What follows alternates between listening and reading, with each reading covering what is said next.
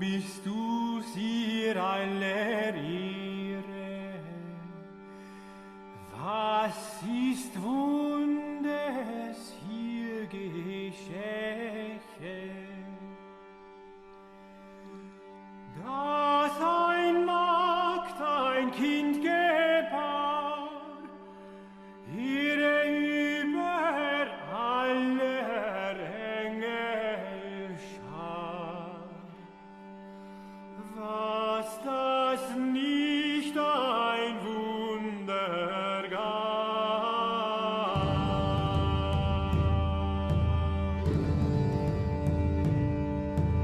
Er ließ sich reinen auf der This is The New Right, a podcast for the lost arts, reclaiming the literary holy land from the heathen. This is Dan Baltic. And this is Matt Pegas. And this is the comedy episode.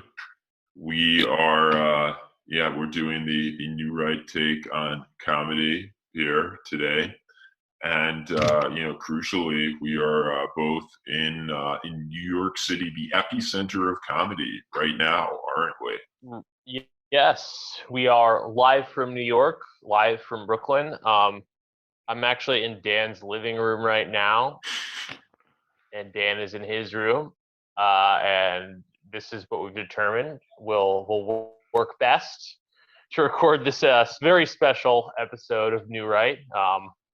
This is the live from Dan's apartment episode. This is live from New York, live from Dan's apartment, live from Brooklyn.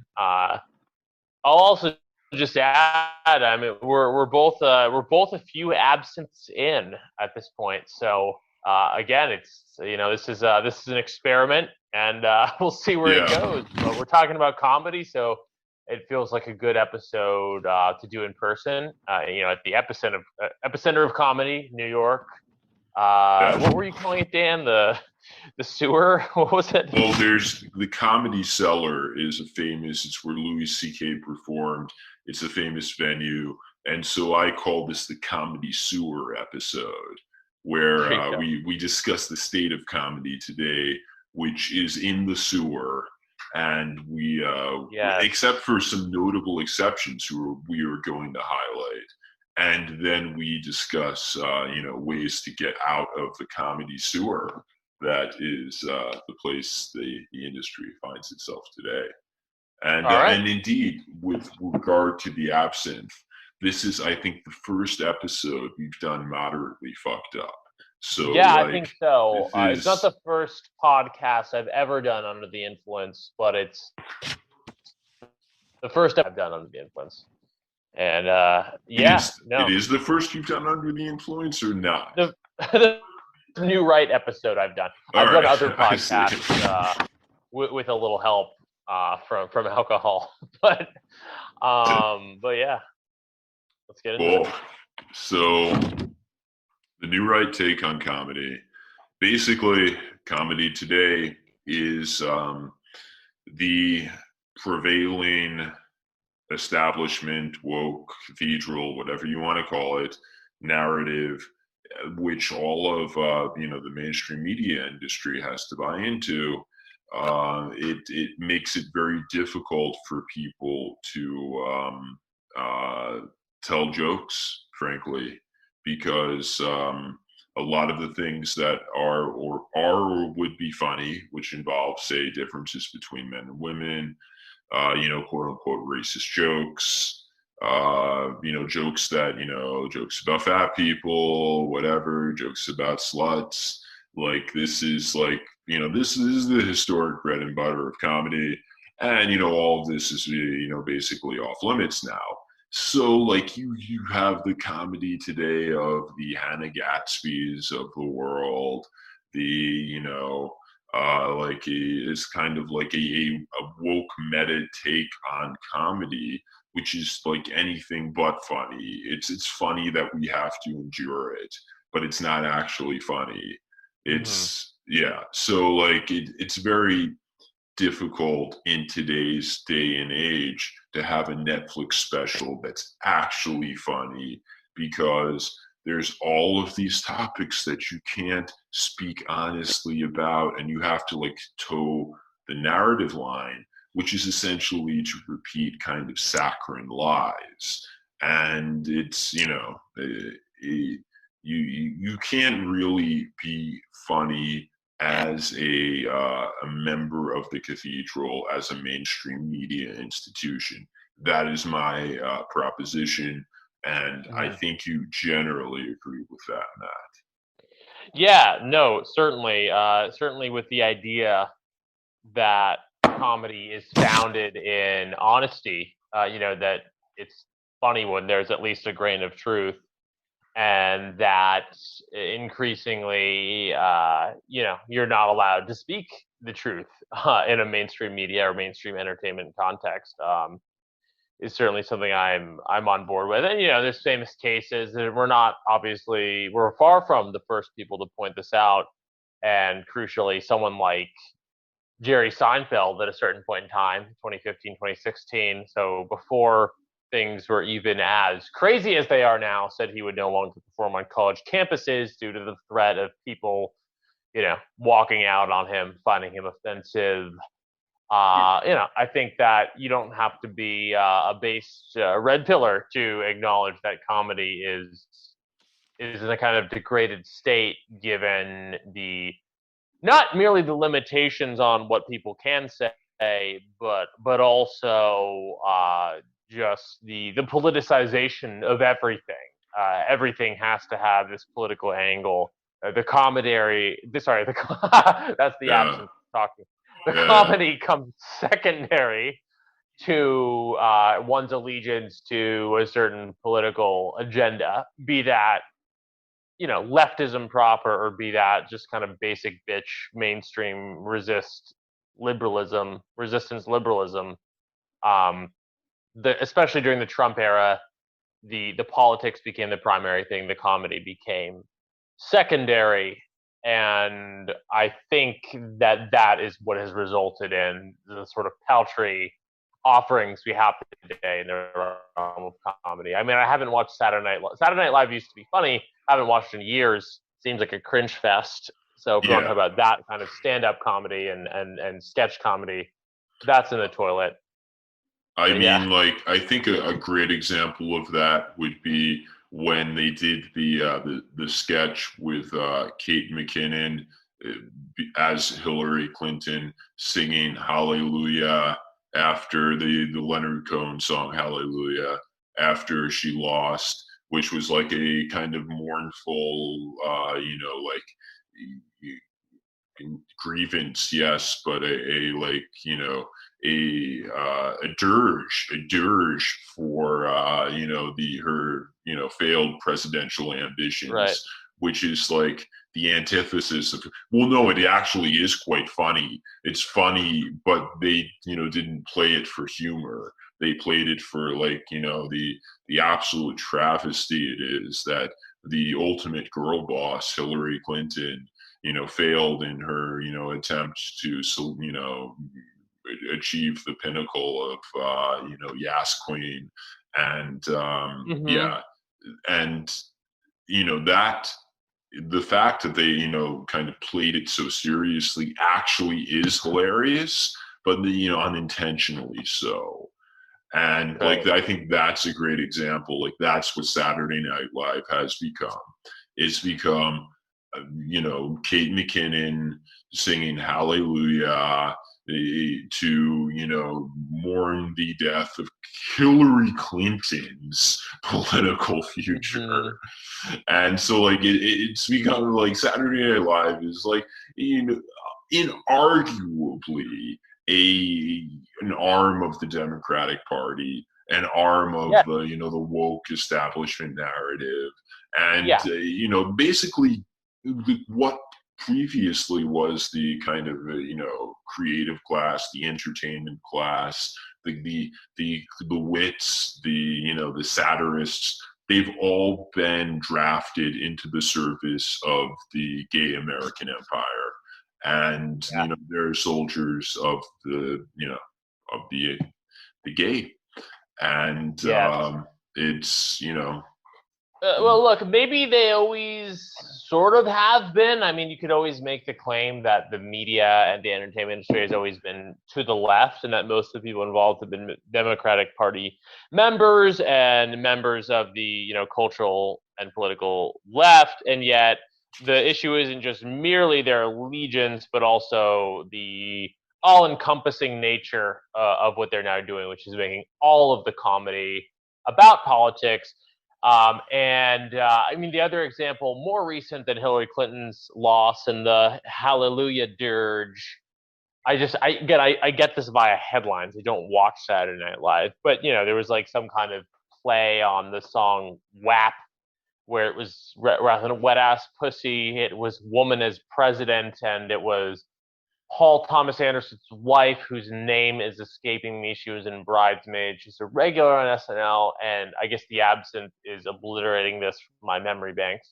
Whatever this woman's name is, as Kamala Harris, and it was WAP and women as president. Anyway, the point being that these things have garb.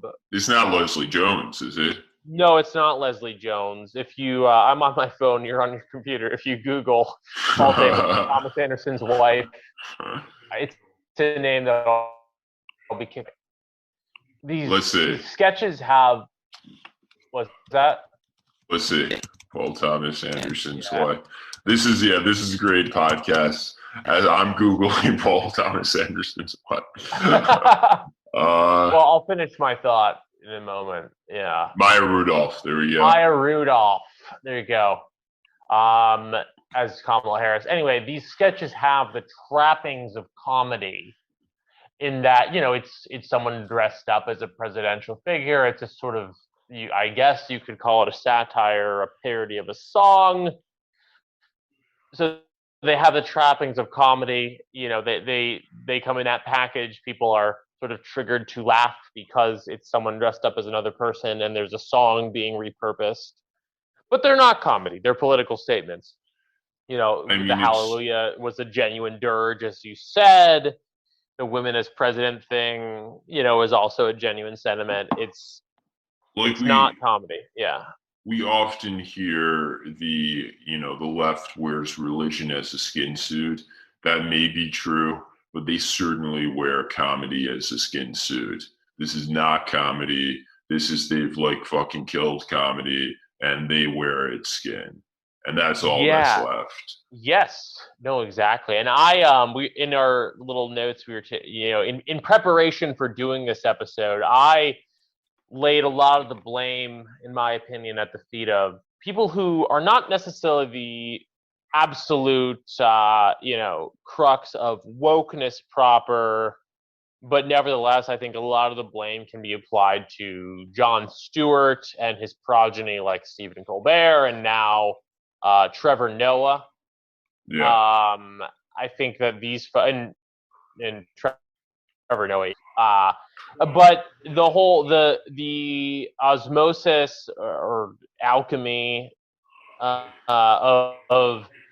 politics into comedy or vice versa, I think a lot of the blame can be set at their feet. These were widely watched programs: The Daily Show, The Colbert Report, and now I guess what is Trevor Noah? It's still The Daily Show. The Daily Show. These are widely watched shows by kind of the normie libs of the world, and even a lot of the people who are further to the left still, maybe they got woke filled by these programs. They're widely watched, and their whole thing was doing a comedic shtick about the news, and they probably got a lot more viewers than the actual news for many years there. Basically, I think they were the ones who really made comedy political in the all-encompassing way it is now. Made comedy sort of a wing, made the sort of comedic establishment a wing of the Democratic Party, and vice versa. And I think that TV programming there is a lot of kind of how we came to be where we are with the state of mainstream comedy. Yeah, I think that's absolutely correct. And the silver lining of this is that the kind of like woke establishment, by having all of these taboos around things that are they have made taboo pointing out the ridiculousness of the narratives that they hold, and this has created a condition, the environment for frankly someone who is going to poke holes in their narrative to have like great comedic success. So essentially what they've done is create the environment for right-wing comedy, and the landscape today, it's barely even possible to do right-wing comedy, and like all authentic comedy, almost all, it has to be right-wing, because comedy is about kind of poking holes and poking fun at the shibboleths of the establishment. And the establishment is left-wing. Right. And also what they've done is they champion narratives that are absurd. So yes, the gender stuff, men and women are 100% equal. There's no difference between a man and a woman. And indeed, like the trans stuff, like there's no such thing as a man or a woman. It's all up to whatever you want to believe. And so there's also, and like there are other areas too where they have various kind of taboo beliefs, or beliefs about what would be taboo, to point out differences between population groups and stuff of that nature. And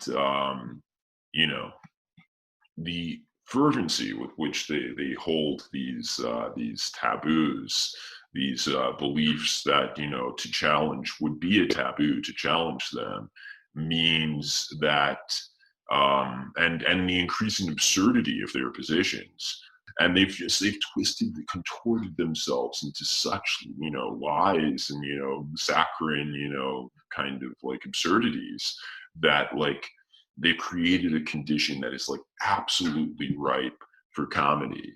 They are like absolutely like they're asking for it. And Yes. they are asking for it from, who are they asking for it from? Who's taking advantage of this? And I think we've discussed this in the notes.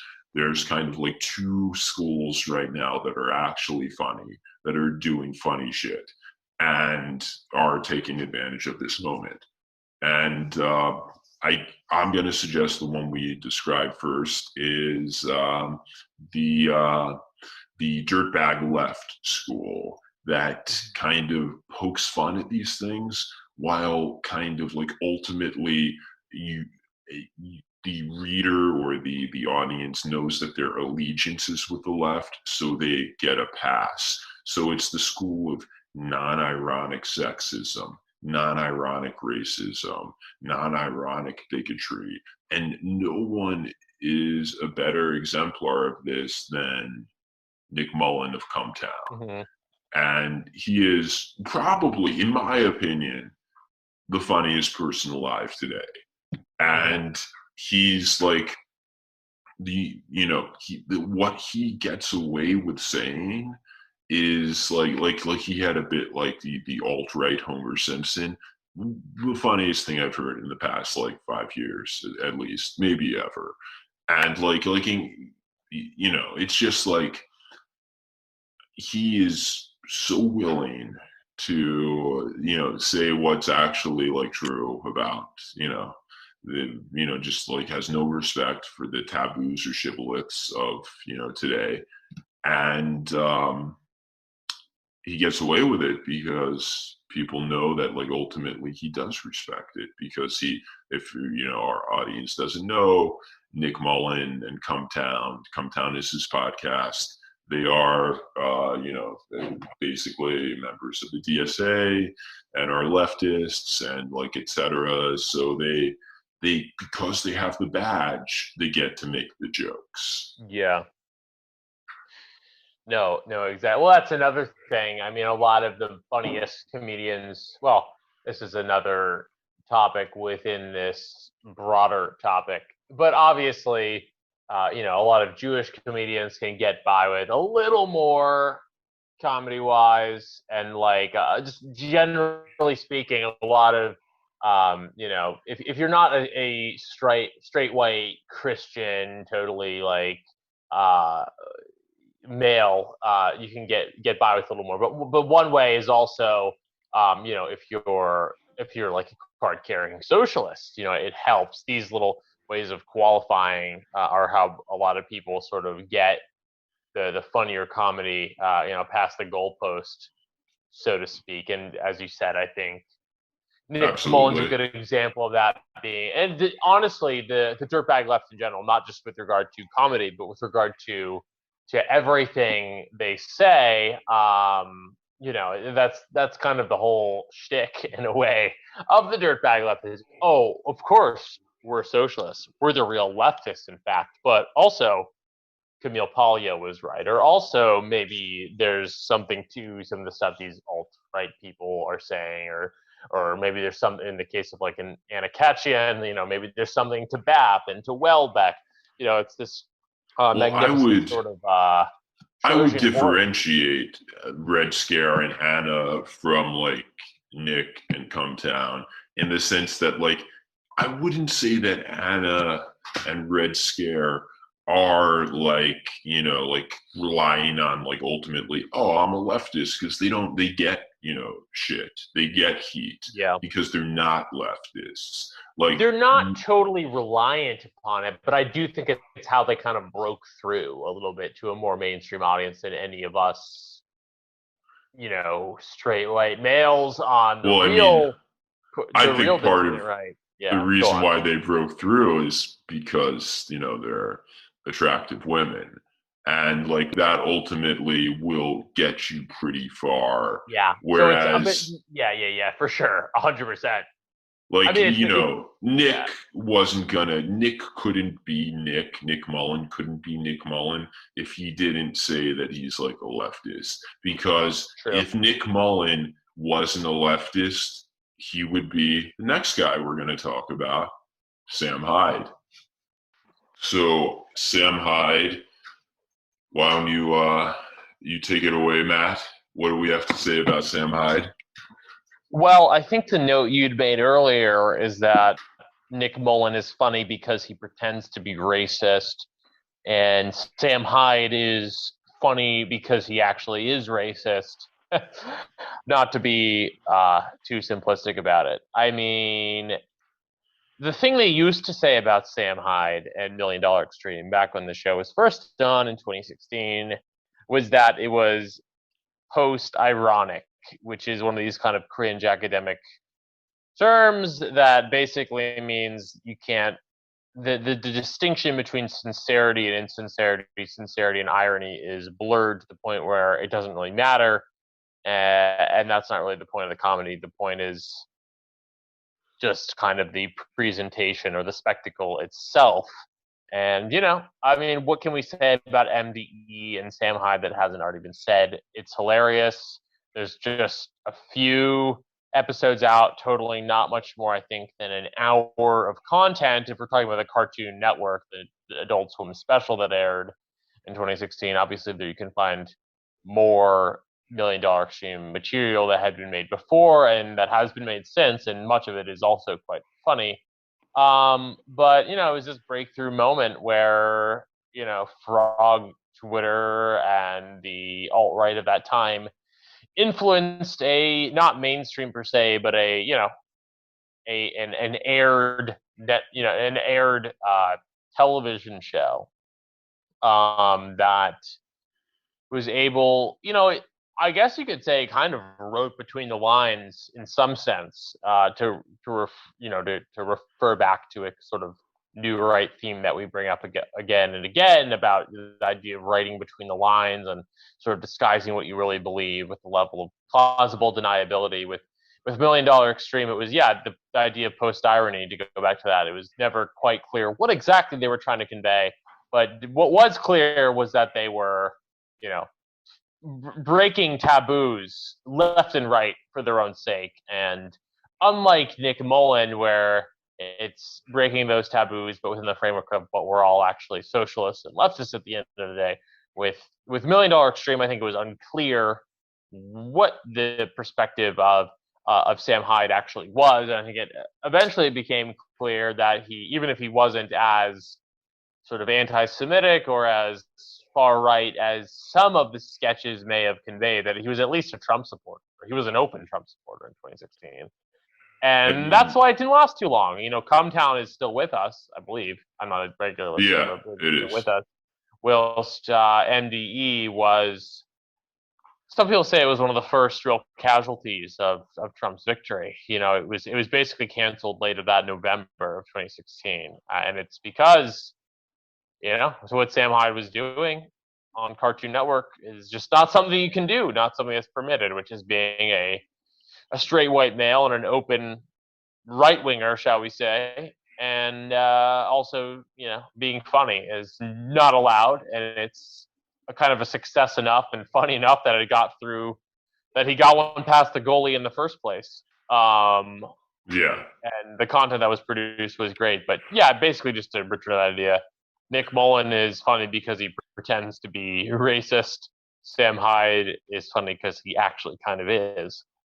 Which actually makes Sam Hyde funny. And ultimately, though Mullen is funny, the fact that he kind of, every joke he tells, it's kind of like, but you don't really believe that, but you do really believe. It's just so muddied in various levels of kind of safety checking and various levels of kind of subterfuge of some sort. It, to me, undercuts the comedy of it. Whereas the kind of, obviously, and I certainly don't agree with everything that Sam Hyde says. And yes, he is a comedian, so it has to be taken with a grain of salt, but he's certainly not a member of the DSA. So when he says stuff that is very biting, you kind of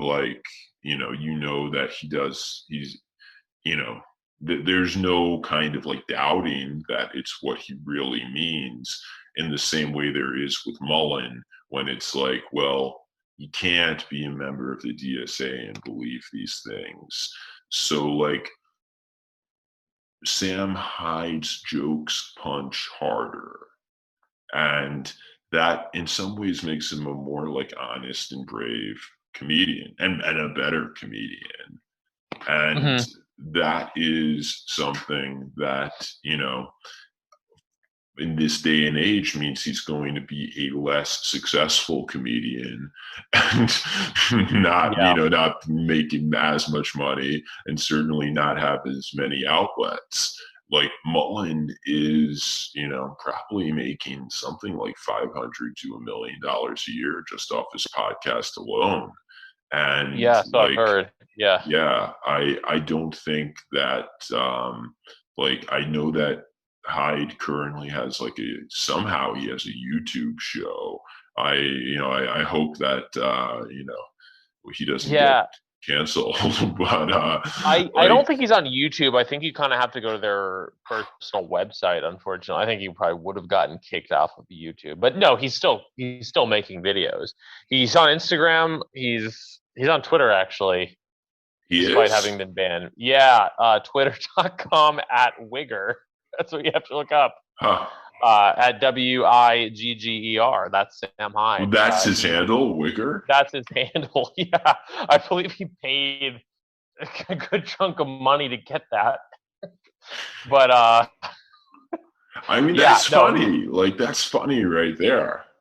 Yeah, it is funny. I don't know if someone else must have had that handle. I don't know what what he did to get that handle, but that's where he's at. He's not too active on Twitter. He's surprisingly active on Instagram, I would say. His comedy is around, but it's not very public facing. Like you have to kind of seek it out, and it is still funny. It's him. It's still not just Sam Hyde either. By the way, he has a whole $1 million extreme brand and other people he makes videos with. Though I don't know if they're the same videos he made that he made the original Adult Swim series with. I don't know if it's something we want to get into on this podcast, but some of his co-comedians on the original $1 Million Extreme have gone on to do some interesting things as well. I mean, yeah, Frank Hassel, we were talking about, he like keeping with like Sam Hyde's kind of like dangerous opinions, like he's literally doing dangerous comedy in that he's like, I think he's been arrested approaching people and like doing his Frank Hassel. And so he does a real life hassle where he's a jerk to people on camera in real life. And yeah, it's just like I've like fallen down like a rabbit hole watching his stuff one night, and like an hour goes by like nothing, because it's fascinating to watch someone harass random people.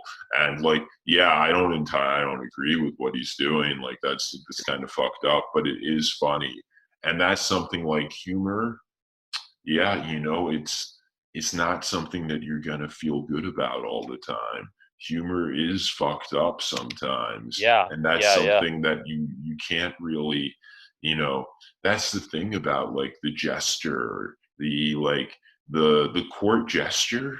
He was someone who like could tell the truth because he was beneath contempt.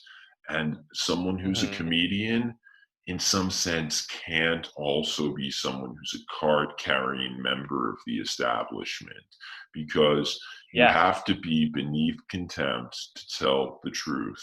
And that is what Sam Hyde is. That is what Frank Hassel is. Like all of these people who are just like the mainstream, the establishment, they would call them scum. And that's why they're able to tell the truth, and that's why they're funny. And like real like mainstream comedy, SNL is just wearing the skin suit of comedy. It's not actually like it's not anywhere near the embodiment of the court jester that comedy actually is. And someone like Nick Mullen, he's somewhere in between. He's wearing a skin suit of sorts. He's a member of the establishment. Not really, but like he's not going to get blackballed from because far from it. He has successful comedy tours. Like he is touching the third rail. He's telling the truths that that really only the jester, the one who's beneath contempt, gets to tell. But he doesn't want to be beneath contempt. He and the other guys on Come Town, they want to be part of the kind of clique of cool kids who are accepted by the, if not the establishment, by the cool version of the establishment. And like they have like successful lives. They have like Adam Freeland. He dated Dasha Nekrasova, who's like Dasha of Red Scare, like every incel stream girl. And like they're like actually successful people in real life. I don't know if you can, in this environment or in any environment, be a successful person and a comedian. If you're a comedian, it means you have to be able to, be so like so far out of the mainstream, so far out of the game where you have status and you can, leverage it, that you are so free because you are risking nothing, because you have nothing. You are so free to say anything. And that is the space that real comedy needs to operate from. So when you hear Sam Hyde, you watch his stand up or something, it's clear that he's like a man, a man outside, a man who's like not tied to any sort of like any sort of standard at all. And I mean, and that is like both funny and wild. And that's Yeah. what you want to see when you see comedy. You want to see wild wilderness. You want to see the wilderness in man. Yeah.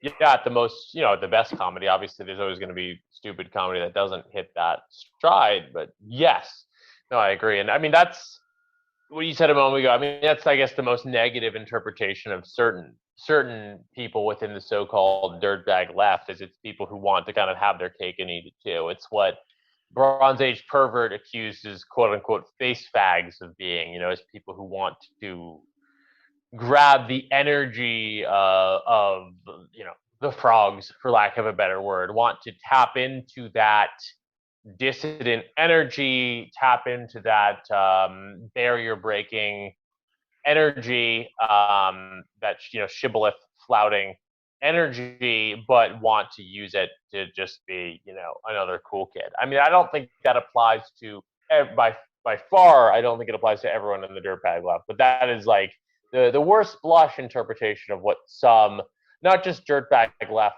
presenters and people who are actually making those podcasts, but also your average, there's probably a lot of them here in Brooklyn, people who are, they're not, they know that resist libs are cringe, and they know that wokeness is overdone and cringe, but they're not willing to really swallow the hard pills and actually delve into views that would make them, outsiders. Yeah. Which is what, on the other hand, people like Sam Hyde are willing to do. And it's not just Sam Hyde. He's not just our golden boy, one example of a comedian. We were talking earlier, the whole thing of our corner of Twitter, of Frog Twitter, a lot of it is comedy. There's politics, which is often serious, and there's serious kind of big brain considerations of this, that, and the other thing. But half the tweets you see, if I'm just scrolling through my timeline, are people trying to be funny. Yeah. And you've highlighted Howling Mutant as a great comedic account. I could name a dozen others. I like a lot of the people associated with Jack's podcast, The Perfume Nationalists, whether it's Brendan Lusso, FKA Gorgonzola Man, or Blauergeist is funny sometimes. Like, comedy is Jugs jokes department. Yeah, it's absolutely integral to what we do on our corner of Twitter is this kind of comedy, I would say.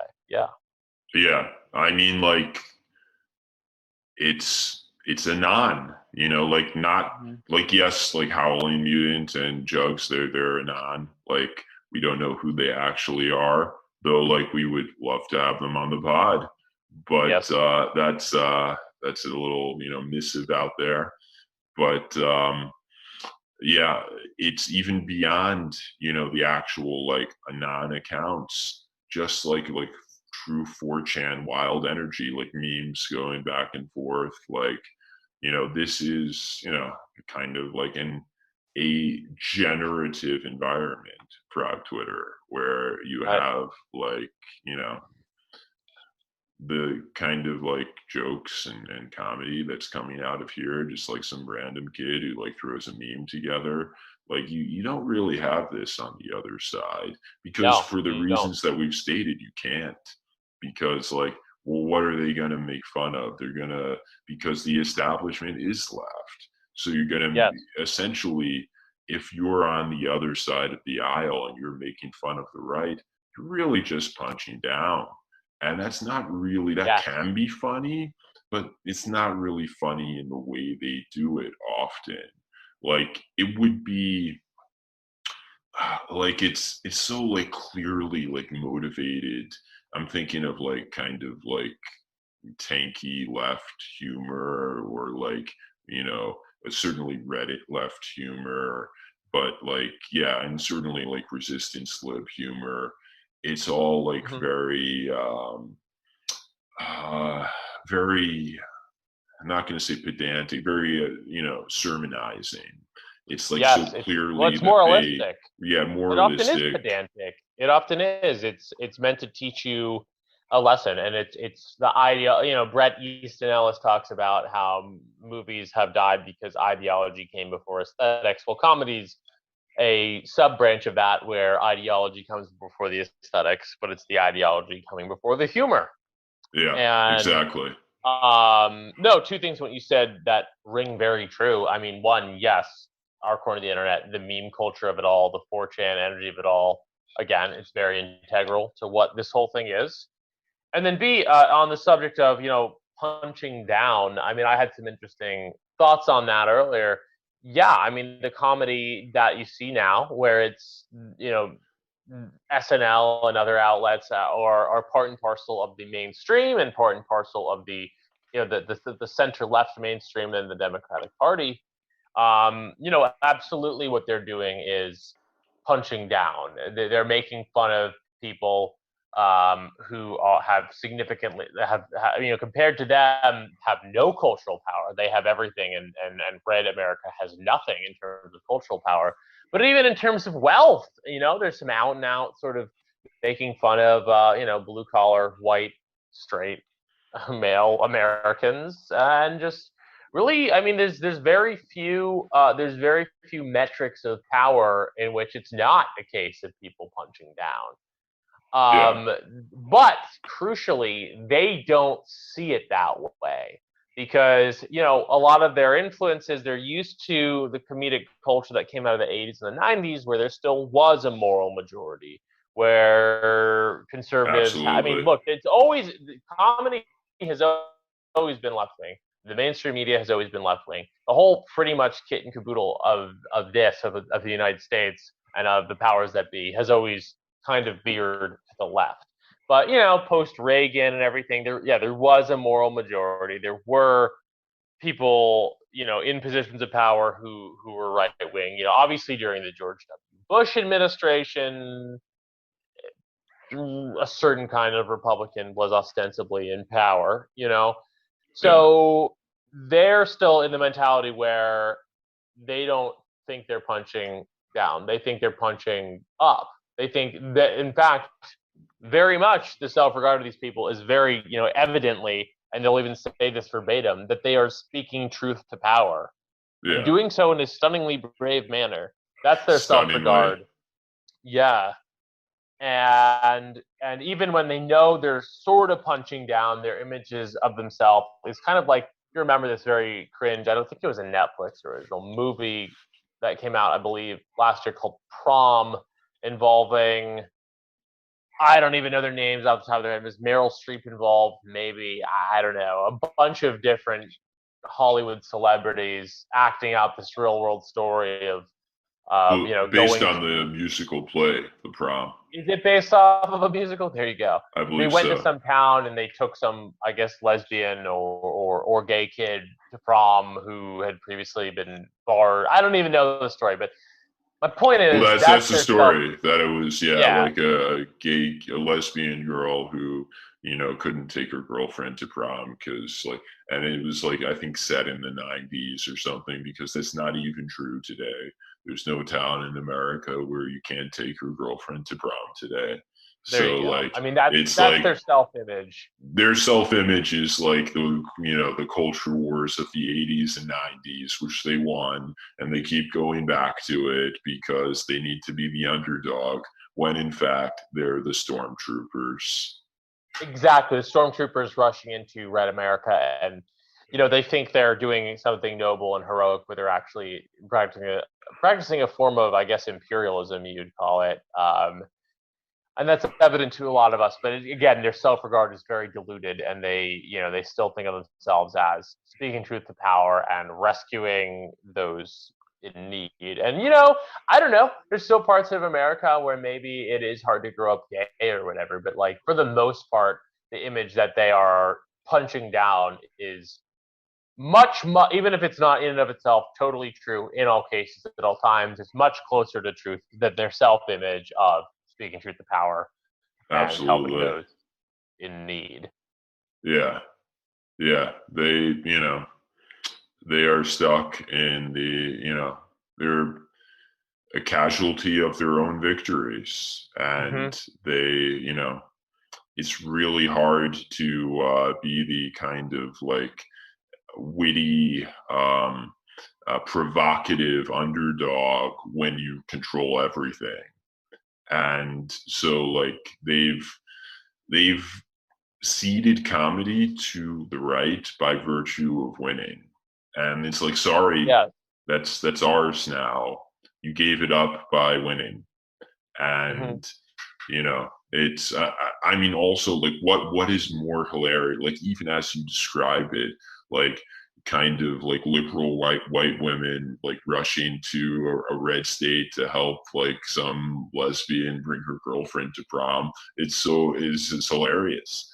And like, that is like, they've become ridiculous, Yeah. and it's funny. And so I mean, they've everything in culture today, as fucked up as it is, has set the stage for brilliant right wing comedy. And the problem Hmm. is, we don't have enough of it. The problem is, because, like, like, frog Twitter is great and it's very generative, and there's a ton. I mean, like, I don't know if we've had anything like frog Twitter in our history, frankly.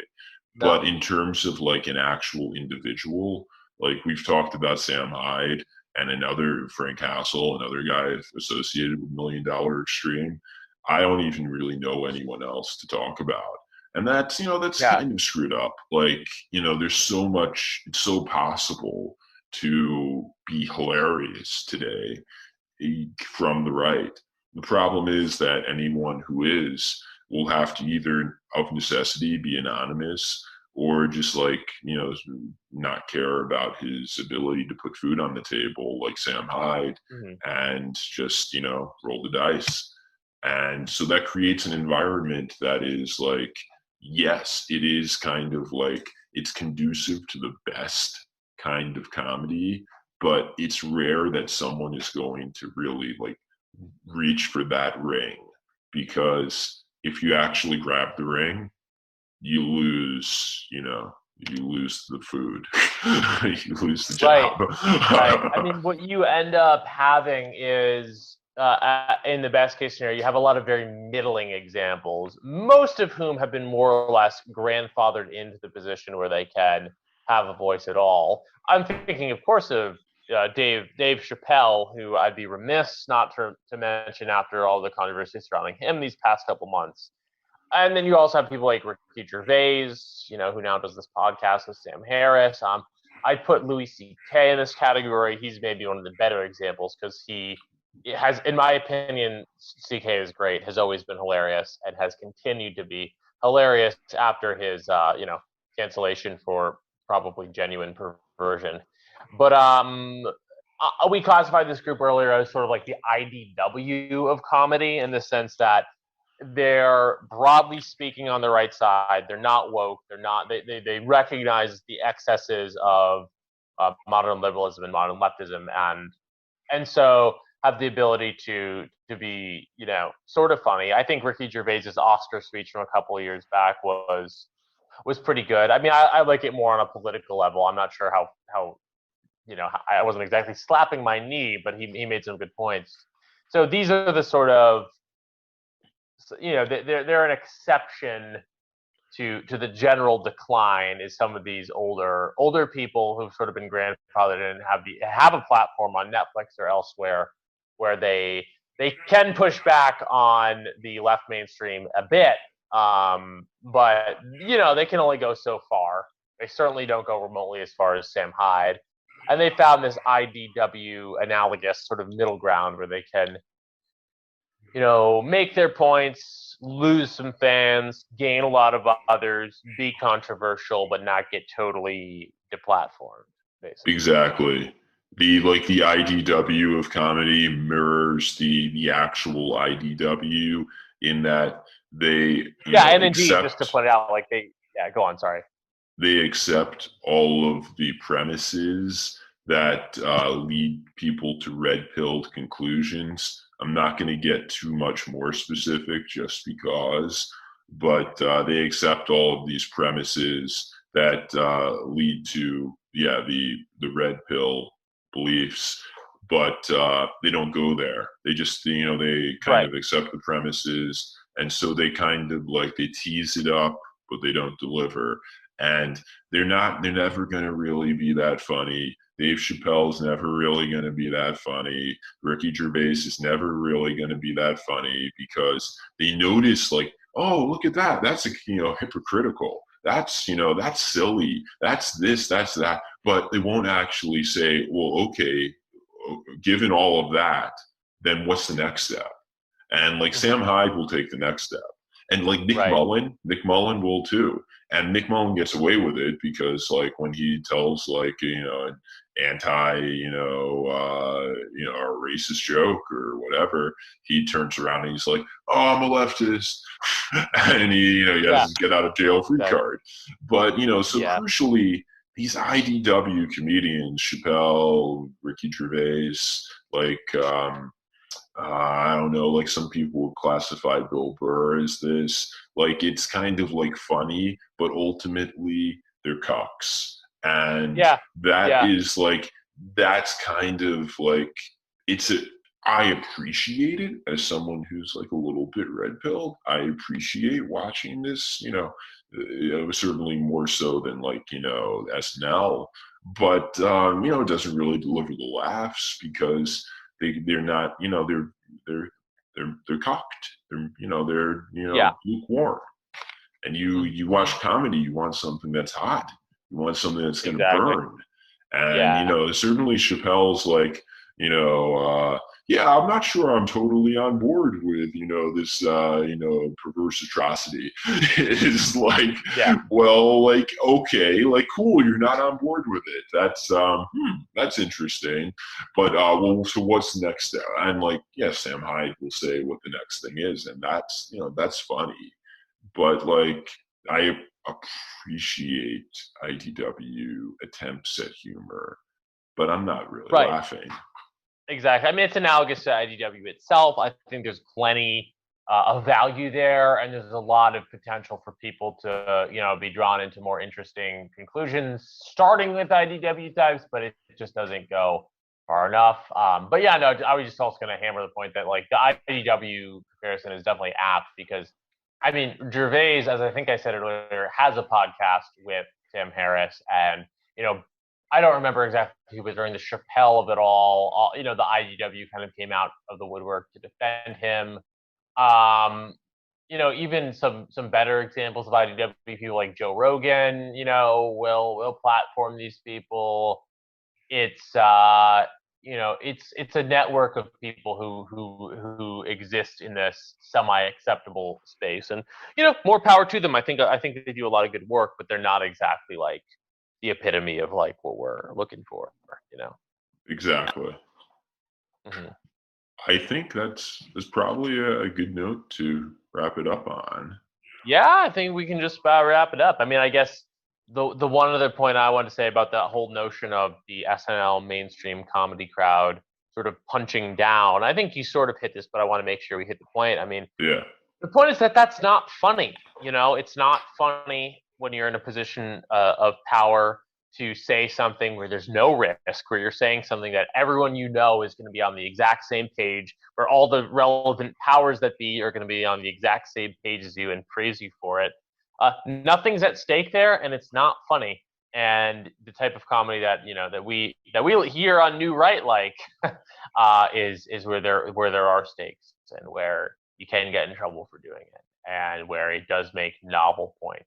And maybe sometimes you have to sort of write between the lines and get creative that way, and that can be pretty funny too. But the comedy scene right now is thinly veiled, punching down, and it fucking sucks. And I think that would be my last word on the matter. Yeah, it's like rooting for like Goldman Sachs to make another $1 billion. Like, exactly. It's a pretty good bet that it's gonna happen, and it's not that funny. So, yep, 100%. On that note, this is this is Matt and Dan signing off from live from New York, from New Right headquarters. From New Right headquarters here in Brooklyn.